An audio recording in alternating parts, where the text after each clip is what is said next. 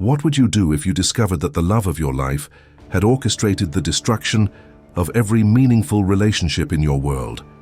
Today, I'm sharing the story of Cameron, a 29-year-old software engineer who thought he'd found his soulmate until he uncovered a web of lies that had been carefully woven around him for 3 years. This is one of the most chilling cases of psychological manipulation I've ever encountered.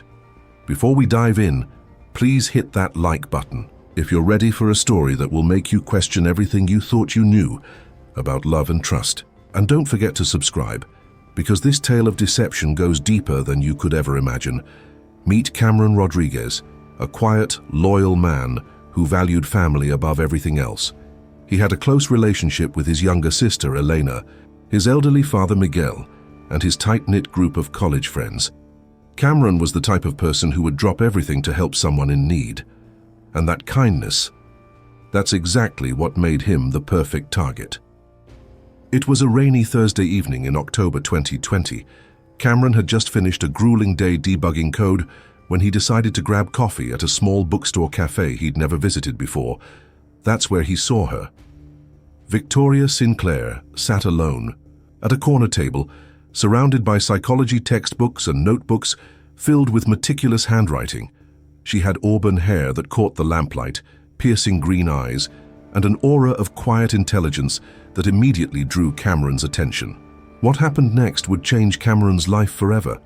Victoria looked up just as Cameron was staring, and instead of looking away embarrassed, she smiled.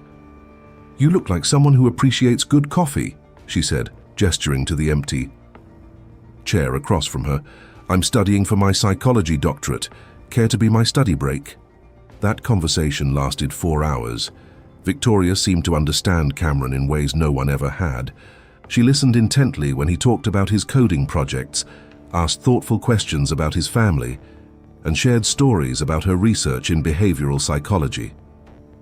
"I specialize in family dynamics and trauma recovery," she explained. "It's fascinating how childhood experiences shape our adult relationships. You seem like someone who had a really stable, loving upbringing." Cameron was smitten. Here was this brilliant, beautiful woman who not only understood him but seemed genuinely interested in his thoughts and feelings.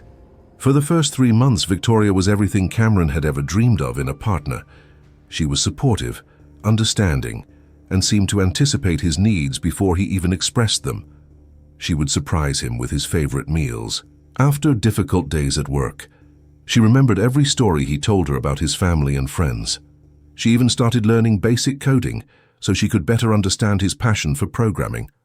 "I've never met anyone like you," Cameron told his sister Elena during one of their weekly coffee dates.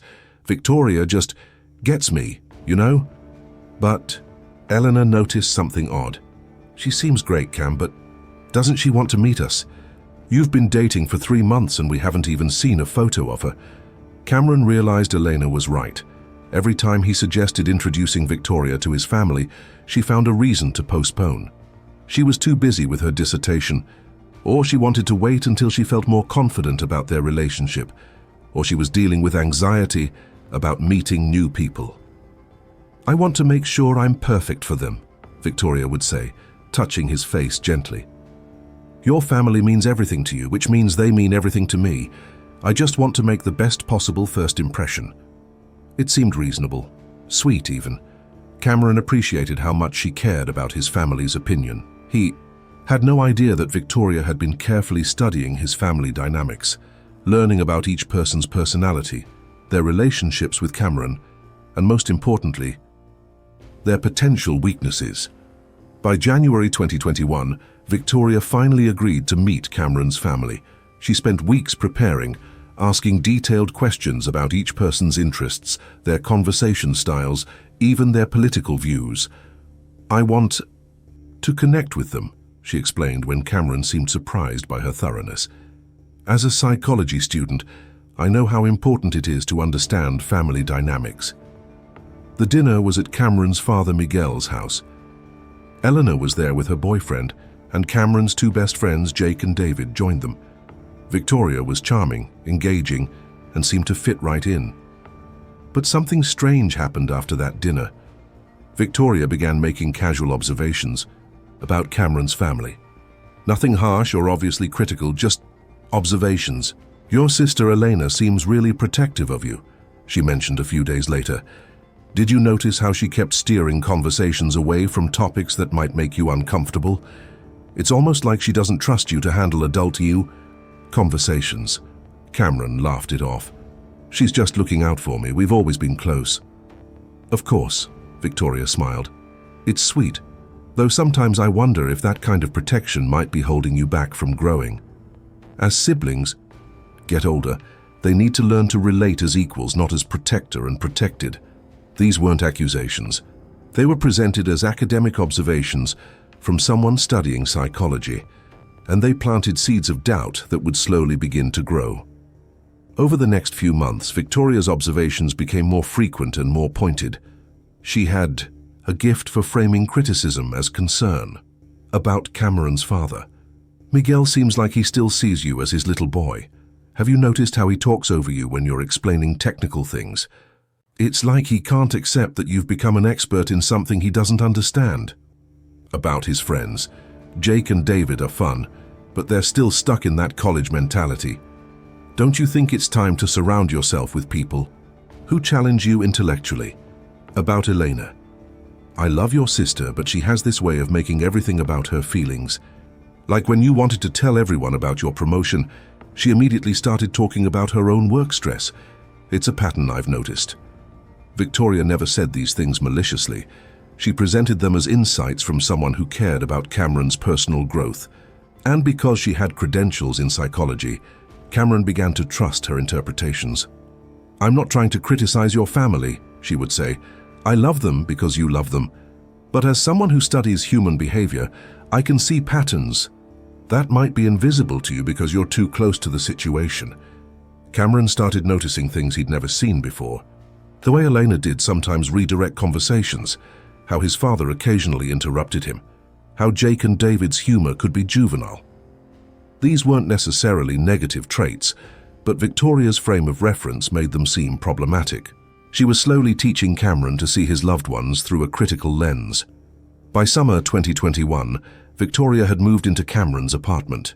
She had finished her doctorate, though she was mysteriously vague about her dissertation topic, and was working as a freelance family counselor. Her presence in Cameron's life became all-consuming, but in ways that felt natural and loving. I made dinner reservations for Friday night, she would say when Cameron mentioned plans with friends. But if you'd rather hang out with Jake and David, I understand. I'll probably just stay in and read. The guilt was subtle but effective. Cameron would cancel his plans. Your dad called about Sunday dinner, she'd mentioned casually. I told him we might be busy with that work project you mentioned. I hope that's okay. I know how stressful family dinners can be when you're dealing with deadlines. Victoria never explicitly forbade Cameron from seeing his family or friends. Instead, she created situations where choosing them felt selfish or inconsiderate. When Helena invited them to her birthday party, Victoria developed a severe migraine. When Jake organized a reunion weekend, Victoria had a panic attack about being left alone. When Miguel wanted to take Cameron fishing, Victoria had scheduled a surprise romantic getaway. I'm so sorry, Cameron would apologize to his family and friends. Victoria really needs me right now. She's been dealing with a lot of stress. Gradually, Cameron's world began to shrink.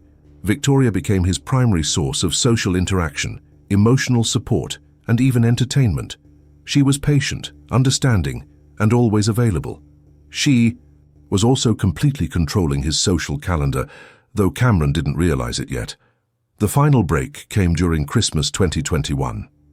Cameron had been looking forward to spending the holidays with his family, but Victoria seemed increasingly anxious about the gathering. I'm worried about how they see me, she confided to Cameron a few days before Christmas. Elena made that comment about my career being unstable compared to yours, and your father keeps asking about my family, even though I've explained that I'm estranged from them due to abuse. Cameron was shocked. Elena said your career was unstable. Dad has been prying about your family. I never heard any of this. They're subtle about it, Victoria said, tears in her eyes. They wait until you're out of the room. I think they're trying to protect. You from someone they see as damaged goods. Cameron felt a rage he'd never experienced before. How dare his family judge Victoria for surviving an abusive childhood? How could they be so cruel to someone he loved? The Christmas dinner was tense. Cameron was hyper-aware of every interaction, looking for signs of the hostility Victoria had described. When Elena asked Victoria about her work, Cameron heard condescension. When Miguel inquired about her family, Cameron detected suspicion. The breaking point came when Elena pulled Cameron aside. "Cam, I'm worried about you," she said. "You've changed so much since you started dating Victoria. You barely talk to us anymore, and when you do, you seem angry or distant. Is everything okay?" Cameron exploded. "Everything is fine. Just because I'm not your little brother anymore doesn't mean something's wrong. Maybe you're the one who needs to change, Elena. Maybe you need to accept that I'm an adult with my own life." Elena was stunned.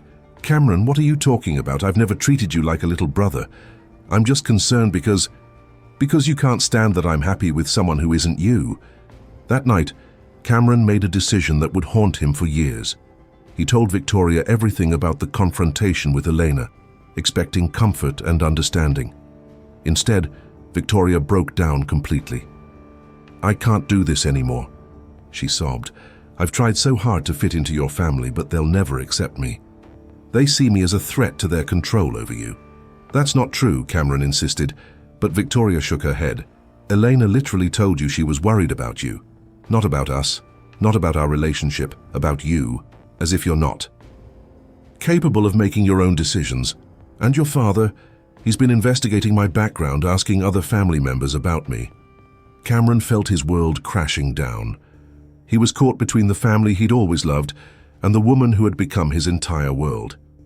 "I can't ask you to choose," Victoria said quietly. "That wouldn't be fair. But I also can't keep subjecting myself to this hostility. I think I need to move out, give you space to figure out what you really want." The thought of losing Victoria was unbearable. She was the first person who had ever truly understood him, who had seen his potential and helped him grow. "Don't leave," Cameron begged. "I'll handle my family. If they can't accept you, then they don't really care about my happiness." That week, Cameron wrote a letter to his family explaining that he needed time and space to focus on his relationship. He asked them not to contact him until they could treat Victoria with respect. He blocked their phone numbers, deleted their social media connections, and instructed his workplace not to give out his personal information to family members. Victoria was sympathetic but firm. "This is the hardest thing you'll ever do," she said, "but it's necessary for your growth as a person.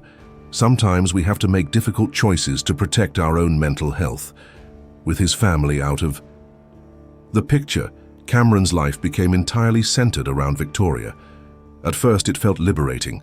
No more guilt about missing family dinners, no more feeling torn between different loyalties.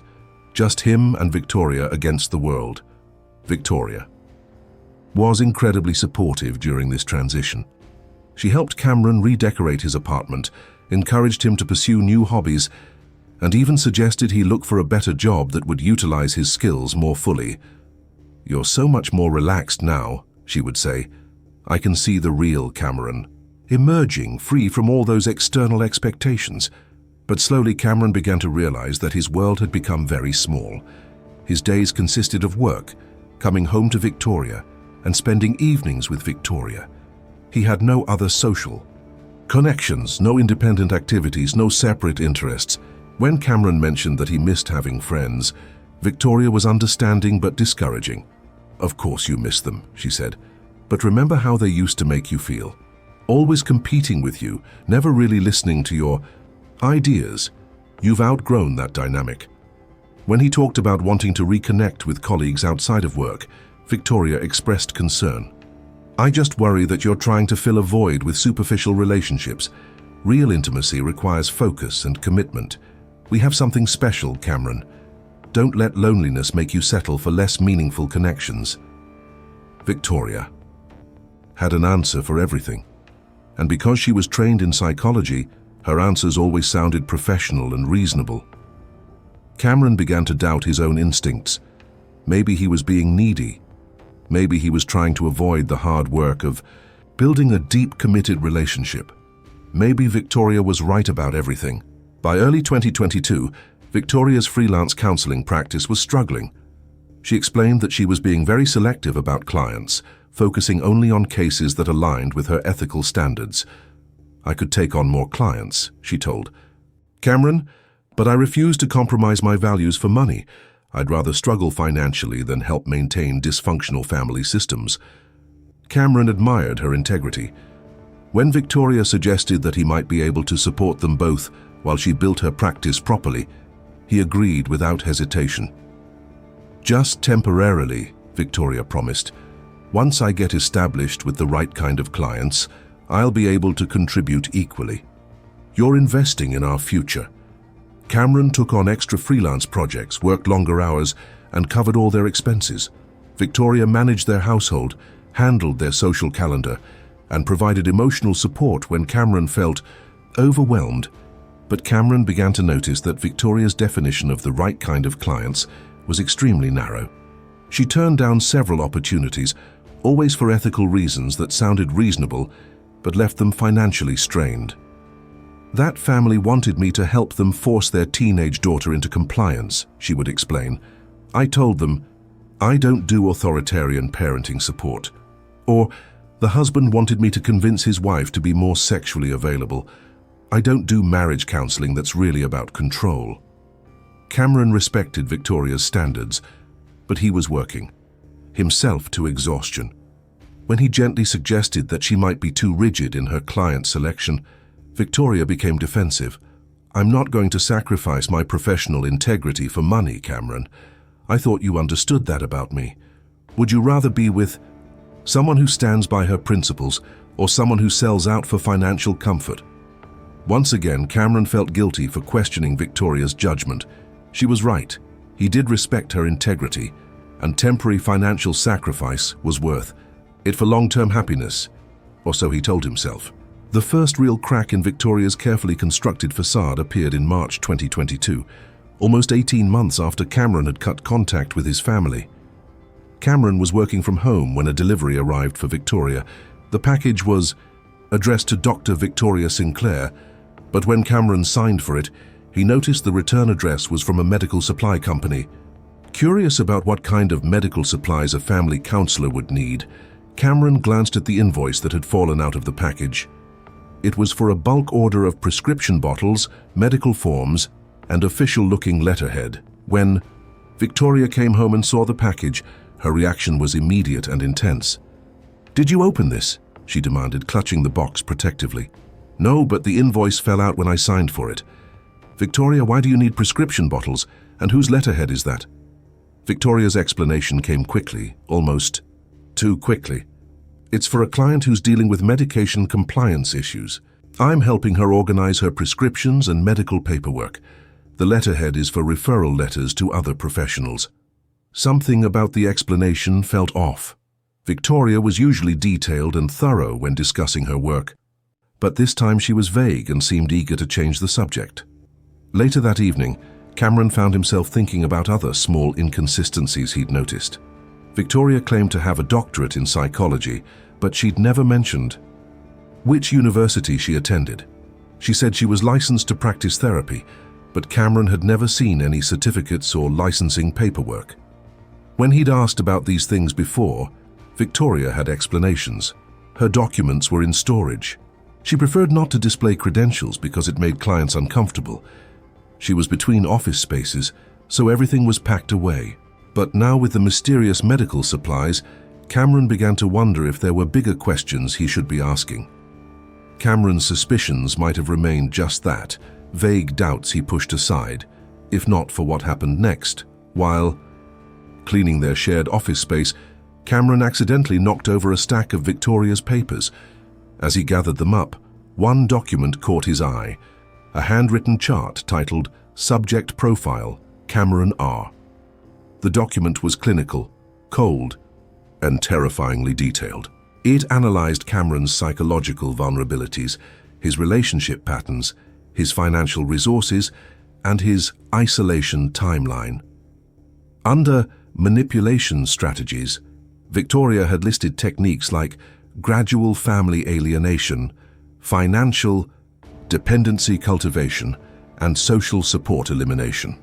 At the bottom of the page, there was a section labeled Other Targets, with a list of names and brief descriptions. Cameron's hands shook as he read the document. This wasn't therapy notes or psychological research.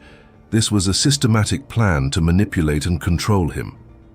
With growing horror, Cameron realized that everything, their meet cute at the coffee shop, Victoria's perfect compatibility with his interests, her insights about his family, even her financial struggles, had been carefully orchestrated. He thought about the prescription bottles, the medical forms, the professional letterhead. Was Victoria even a real psychologist, or was she using stolen credentials to legitimize her manipulation? Cameron's mind raced through 3 years of memories, re-examining every interaction through this new lens. The romantic gestures that had seemed so thoughtful now looked calculated. The psychological insights that had seemed so perceptive now appeared to be manipulation techniques. Every "I love you" had been a lie. Every moment of intimacy had been performance.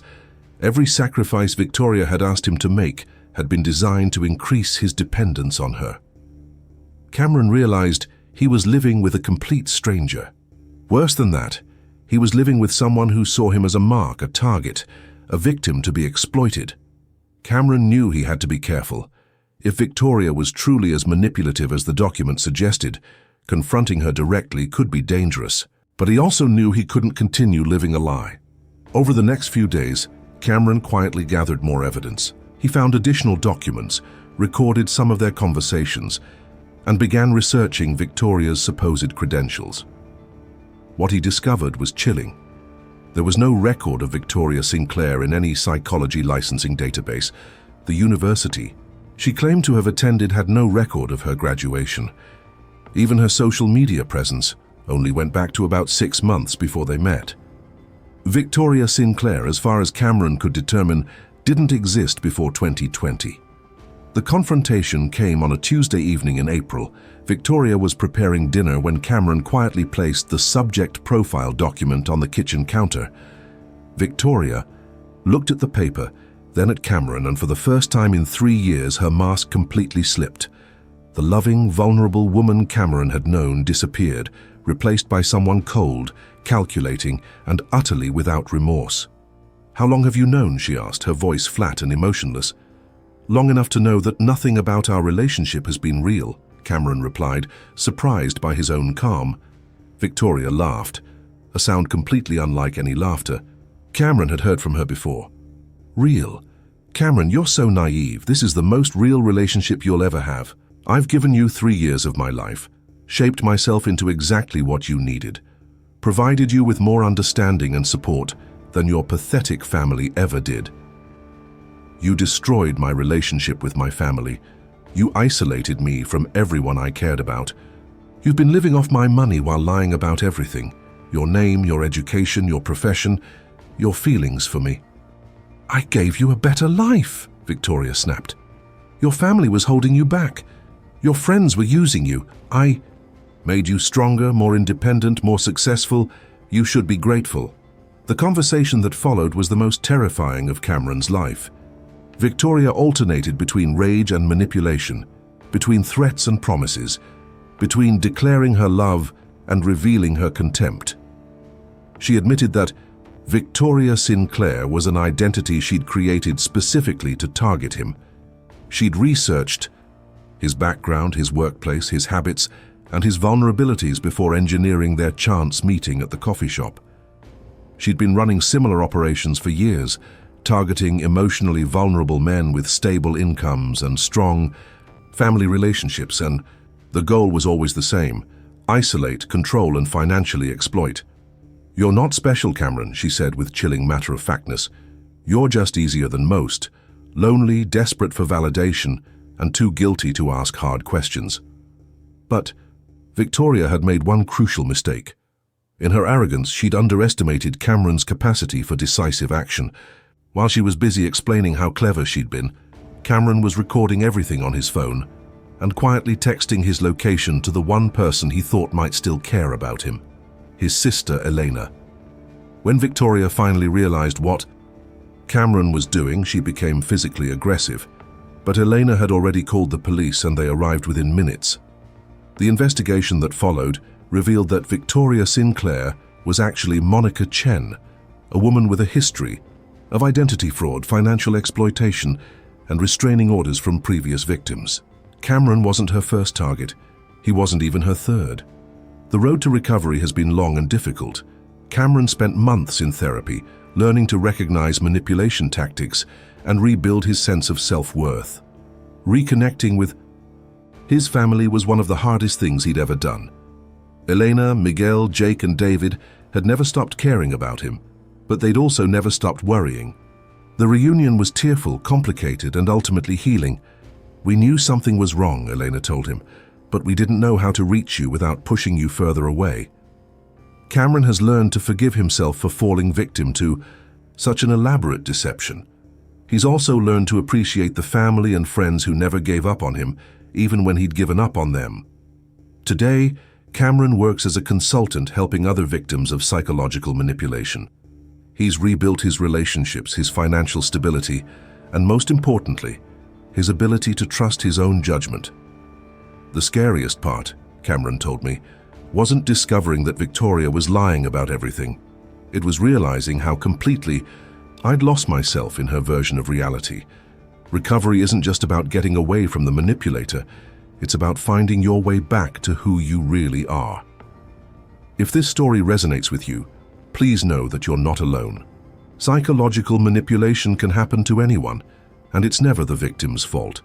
Trust your instincts, maintain your relationships, and remember that real love never requires you to sacrifice everything else that matters to you. Thank you for listening to Cameron's story. If you found this helpful, please like and subscribe. And if you or someone you know needs help escaping a manipulative relationship, please reach out to a mental health professional or domestic violence support service. Remember, you deserve love that builds you up, not love that tears you down.